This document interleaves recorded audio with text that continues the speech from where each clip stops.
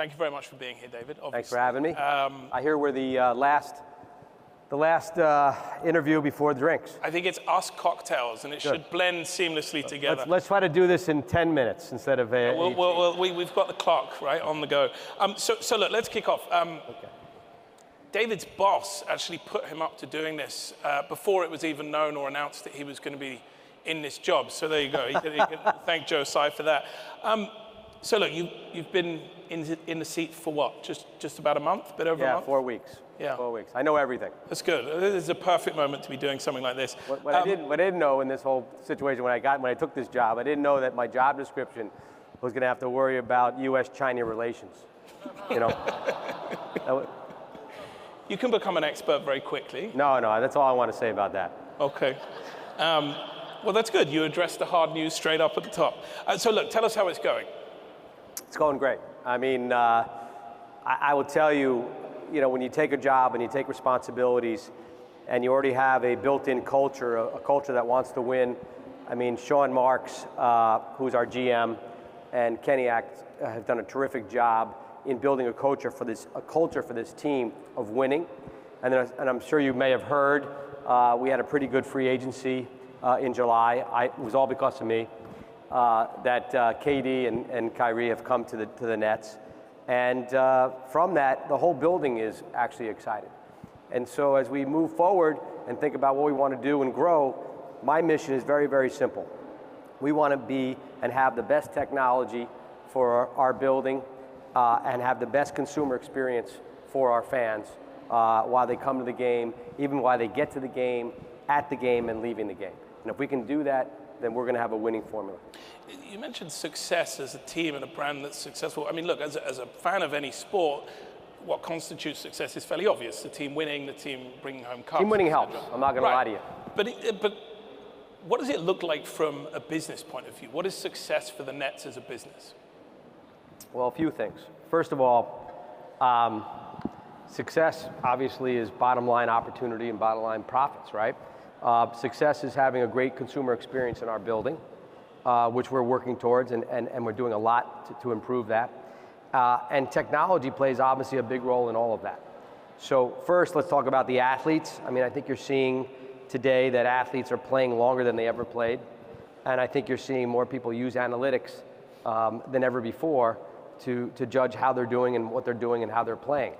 I'll even give you an example. Last night or 2 nights ago, I had dinner with Sean Marks, and we were talking about the Memphis game, and he was telling me that the next day, all they looked at was the analytics of how they lost that game, the percentage of shots that people were taking that were making that, honestly, they weren't protecting that side of the court with certain players, and they were scoring way over what they normally do from an analytics basis, and that caused us to lose by 1 point at the buzzer in overtime. I mean, that's how far analytics have gotten to know that the percentages of where people are going to play and how they're going to play.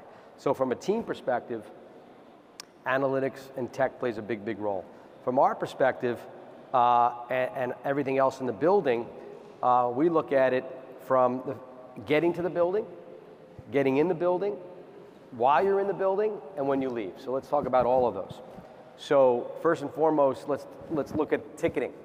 And I think you guys are all seeing new types of technology and secondary tickets, first tickets, how you even get your ticket, through text or through a phone or through an app, how you get through the turnstile, how you purchase food and beverage. People want a great experience to get in and out. We're going to a more cashless business now. We know that if you use cash at any concession stand, it's 50% more time as to get your food, where it's cashless. We also don't want to alienate people that don't have a credit card, so ultimately we put machines in where if you put your card through, you'll get a debit card with no cost to it, and you can use it in the building or outside of the building. So just making sure that the experience is a good experience. Wristbands are something we're looking into, where you don't even have to pull out your credit card anymore. Music festivals are using them to get in and out of festivals. You know, to basically, if you buy food or anything, or merchandise, you don't even have to pull out your credit card anymore. These are things that I think are so important. Next is, the social perspective, how we use our social content and use it on different platforms. So Facebook, Twitter, Snapchat, Instagram, TikTok, what are we doing with our content, and how are we using that content and the data that we collect for different aspects of our business? On the social, this brings up a really interesting area because, player power is obviously manifested in all kinds of different ways, not least how teams are constructed between seasons. But when I look at the social aspect, look, I looked at the Nets, and you guys, I think, have combined about 3 million followers. If I look at Twitter and Facebook, Kevin Durant alone has about 18 million just on Twitter. So how do you sort of manage that individual appeal that a lot of the players have in a way that's sort of, I don't know, the social equivalent of selling more jerseys? Listen, players are brands themselves these days, right? Both domestically and internationally. And they have people managing their own brands directly of what Kevin Durant wants to be as a producer, Kevin Durant wants to be as a player, and Kevin Durant wants to be as an actor. He's in a couple of movies I'm hearing these days. So they manage their brands in the way they want to manage it. We manage probably 4 different levels of social. One is ticket sales. How do we address ticket sales to which consumer? A male, a female, somebody who likes West Coast games, someone who likes East Coast games. We have all the data of what they may have been when they came to the arena last. And we may produce content for a ticket sales social example very differently than I would to produce content for the brand of the Nets, how I brand the Nets themselves from a domestic perspective and then from a global perspective. And the content that I use domestically may not be the same content I use internationally because they may not know Levert or Spencer, and they may know Kevin Durant. So how we use the content and what the interests are is how you really develop it. And then lastly, what I would say is our branded content, our social branded content, which is using our advertisers in a more authentic way. So it looks like it's authentic and it's not something we're shoving down a Ford car in the middle of a social thing, but ultimately how to use authentic consumer branding within our content. But coming back to the fans, and their experience, look, I understand the way you're using data and the way you can use data to improve the experience of existing fans, but I suppose my question is, look, or new fans, or new fans, but if the whole direction of travel is towards sort of direct to consumer, towards having that relationship with your consumer, why do I not, as a fan, just engage directly with Kevin Durant? Why bother going to the team at all in the same way that, the team is saying, well, we can go direct to our fans rather than using the networks? Well, it doesn't. Well, first of all, direct to consumer is a whole great topic to talk through because owning your one-on-one relationship with your consumer yourself is what every company, and I even call ourselves we're a media company. We're a sports team, but we're a media company. Okay, so all media companies are trying to have that one-on-one relationship because when you own and understand the consumer's data, you can actually have a good relationship and know what to push and pull for them and so forth. Whether they like tequila or whether they want, a vodka, which we're all going to have later, or whether they want what season tickets and when they want to go and where they travel to and what kind of food they have and all sorts of different aspects of it. But what was your question again? I know it was direct to consumer. Yeah, the question was really around if we're all moving towards direct to consumer. Oh, right, the fan, right. Consumers are just going to go straight to the players. So listen, yeah, okay, that's right. So how do you take that mind share back to the team? Here's the thing. If they just like Kevin Durant and want to go to Kevin Durant only, that's fine. But if you're a fan of the Nets, he's just one piece of the puzzle. So you go to both places. What anybody in this room just doesn't go to one destination, right? I mean, you get the whole, we're a team. And owning, and being a part of the team means, yeah, I may want to go a deep dive on Kevin Durant, but I also want to, may want to know what Kyrie did last night. I mean, if you're a fan of one person, that's fine, but you also be a fan of the team. So that's what I would say. And then the last piece of the whole puzzle that we're looking at from an organization, since we got very little time left, is sports betting. Yep. And I think that is probably the most important new aspect that our organization is looking at from an investment standpoint through Joe Tsai's sports, which is his family fund, invest. Which you also have a role with. I have a role in that. Yes, I'm operating a partner in that business with them, and maybe using our building for the technology that we may want to invest in, right? And if we're going to invest in sports betting type products, is there an opportunity when the laws change here in New York, which I think they're going to do in the next 18 months? What are we going to do in our building? Are we going to be a sports book in our building? How are we going to use apps for people to do prop bets in the building?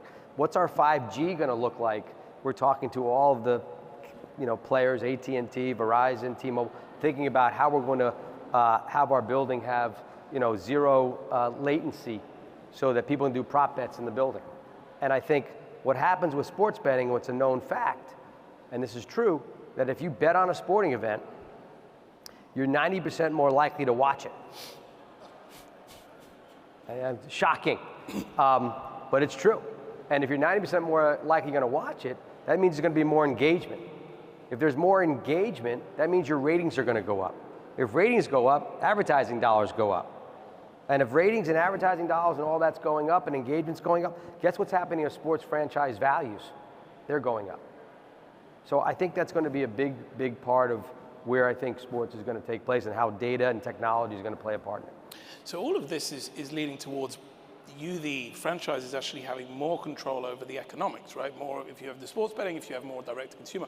What does that all mean for your old industry? You spent 32, 33 years inside Turner. Now part of AT&T. Yeah, my other hat a couple of months ago. Listen, I think you're seeing reports that there's obviously cord shaving, cord cutting, and cord nevers. And for those who don't know those three variables, I mean, a cord shaver is somebody that was spending $100 in cable and now spending $50. Cord cutters is just not going to buy it anymore. I'm going to get Netflix. And cord nevers are the ones that I'm more worried about, which is my 23-year-old son, who lives with me in my Tribeca home and hasn't turned on the TV since he's lived there a year and a half. Hasn't turned on the television. Now, he watches all the programs, but he just watches it differently. And those cord nevers are what's happening in the industry, is that the churn that used to always happen, which you lost 1 million homes, you used to gain 1 million homes. So the churn rate, there was nothing called cord nevers. That didn't exist 10 years ago. Cord nevers is what's happening now. What? Satellite. I'm not sure we're. You can Are we doing a Q&A? Are we now in a Q&A session? I'm all up for an impromptu Q&A because they just took your job, man. But feel free. Do you have a take on satellite? That's a great question. What? How did you come up with that? It just sort of came to me through one side. Listen, satellite. The biggest challenge with satellite is the fact that it's not two-way, right? Your cable, you have a feed back and forth. You can do, broadband, with cable. Satellite doesn't have a broadband entity, so I think it has a role, and I think the satellite has done a good job, like DirecTV, to focus on sports and some of the other things that maybe the operators haven't. And they grew faster because of buildings and things of that nature and sports bars and stuff. But I think in general, whether you're satellite or cable, you're just having telephone, you're going to have a challenge in the cord cutters, cord nevers, and cord shavers. I don't think it's any different, but I think the broadband part of it is going to be a bigger challenge. I have a question. Any other questions in the audience? Do you think the AT&T Time Warner deal is going to be sort of a long-term success, or do you take the view that no comment. Any others, no comment. Lucas has taken that it's going to be a difficult marriage? I love all my children. No, I don't know. Listen, I think the premise of AT&T and Warner Media, the presence of why they did the deal was smart. You have a phone business that has a tremendous amount of consumers and mobile, and you have a great content company, and sports. And so you have these great content with great mobility. They should, the concept is there. Whether they can work it out, that's not my problem anymore. That's fair. Let's just talk, because it's been in news, obviously, and something you were intimately involved with when you were at Turner was March Madness. And the NCAA have come out and said, they are going to begin opening that pathway towards athletes being able to make money from their image and their likeness, etc. Is it enough? And what more should they be doing to allow college athletes to actually profit from the huge amounts of money that go into that industry? I think it's a slippery slope. I'd be really, listen, is there a way that when you get a scholarship, you get a scholarship for the 4 years you're there versus, I don't know if you know that, but when they get scholarships, it's every year. So if they blow their knee out, they don't really actually have to give the student athlete a scholarship the following year. Things like that need to change. I think there's stipends that need to be put in. I'd be kind of nervous if you start paying a quarterback to throw touchdown passes. If you threw 4 of them, you get this much money. If you threw 8 of them, you get this much money. I also think, what do you do about the swimmers and the badminton team and how do you differentiate between those? When you start getting into student athletes, it's not just football players and basketball players. It's the entire ecosystem. So I do believe there's need for change, and I think you're right, there should be some support for these athletes and their likeness, but I'd be careful to go down to a point where you're starting to pay them like you're paying professional athletes. I still believe in the student athlete system. Okay. Look, we started with international and can probably end there as well. Obviously, international growth for the NBA and for a team like the Nets, hugely important lever. What's gone on in China, I think we can say, has thrown the whole issue around it into somewhat stark relief. Is it a reasonable expectation that teams and players, and indeed the organization, the NBA, is sort of seen as, they should be proxies for American values, or should they be free from that? Wow, it's a loaded question. Listen,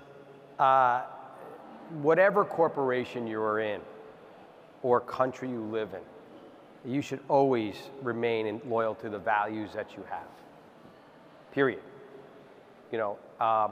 And so if your values are for that company and that corporation, you need to basically live by those values because every employee expects you to do that, right? So I'll leave it at that I think whatever your values are, don't jeopardize your values for what may be a profit or maybe something. Stick with your values and you'll be successful. I think I would say that. From a global perspective, one of the things that excites me about the Brooklyn Nets and what excites me about the NBA, minus what's sort of happened and where I think it will get back to some, what I call a new normal at some point, is that it is a global brand. There's probably 4 properties that I would say, if someone asked me, if this was a stock, which stock would you invest from sports perspective on a global basis and what's happening from technology, which is the internet and so forth? I'd bet on soccer. I'd bet on the NBA. I would bet on esports. And I'd probably bet on combat sports. Those are going to be 4 global sports that as the world gets smaller and smaller, they'll get bigger and bigger. And those are the kind of brands, and that's what the Brooklyn Nets, and that's why I'm a part of this, because I do believe that Brooklyn Nets will be a bigger global brand as we expand, and what Joe and his vision and my vision is to take this to be a much more global brand than it is today. David, such a fascinating conversation. I'm sorry we don't have time for more. Thank you so much for joining me. Thank you.